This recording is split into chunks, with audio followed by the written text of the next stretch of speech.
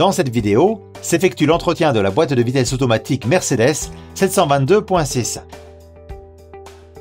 Un kit de maintenance est utilisé à cet effet, ainsi qu'un équipement spécifique qui permet le remplacement total de l'huile ATF. La première étape consiste à remplir le nouveau réservoir d'huile avec l'huile spécifique requise par la boîte de vitesse à traiter et à calibrer la balance selon les indications du fabricant de l'équipement.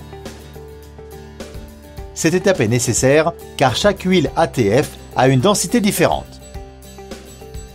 Ensuite, nous devons enlever l'huile ATF qui reste de la dernière maintenance des tuyaux de l'équipement lui-même.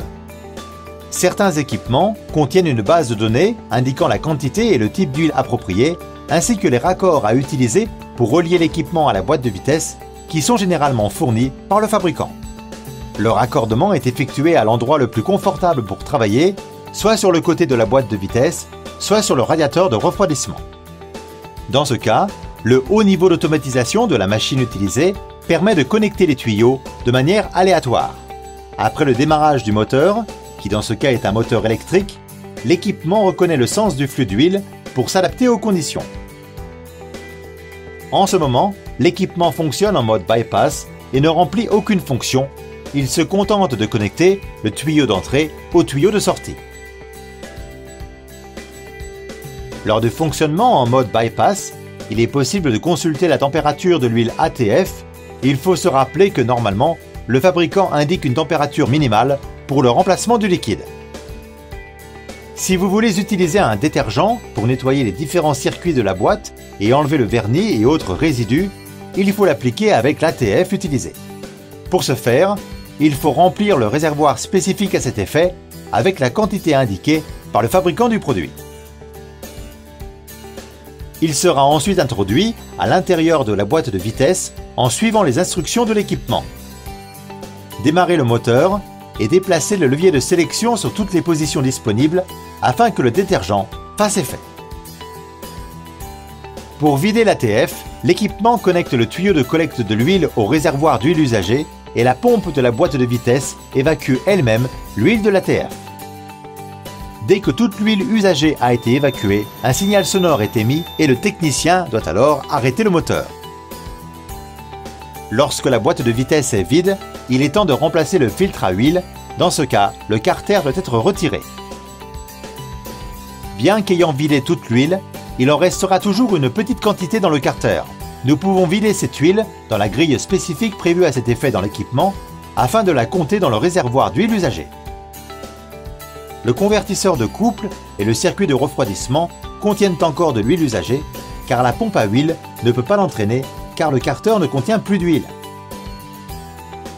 Avant d'installer le carter, l'huile usagée entre le tuyau de l'équipement et le boîtier doit être vidée afin de ne pas contaminer le nouveau filtre à huile.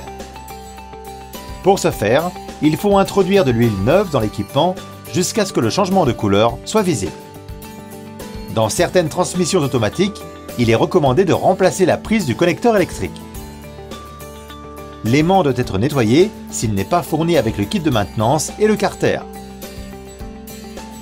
Montez le nouveau filtre à huile et le carter d'huile en fonction des couples de serrage.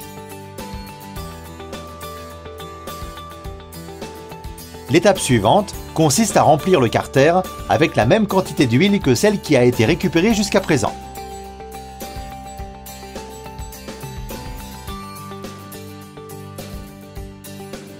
Il est alors temps de rincer.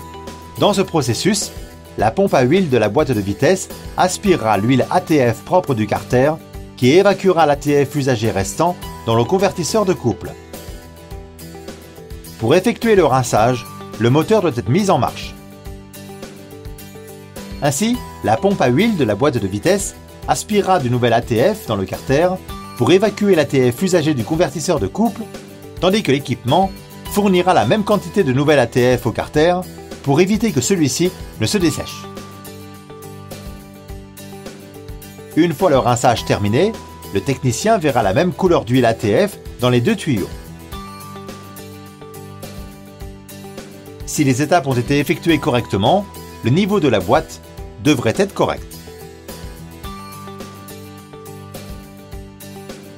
Si nécessaire, le niveau correct peut être effectué par la même machine en ajoutant ou en supprimant l'ATF. Pour compléter l'entretien de la boîte de vitesse, il suffit de désinstaller les raccords, de raccorder le tube à sa position d'origine et de vérifier à nouveau le niveau de l'ATF.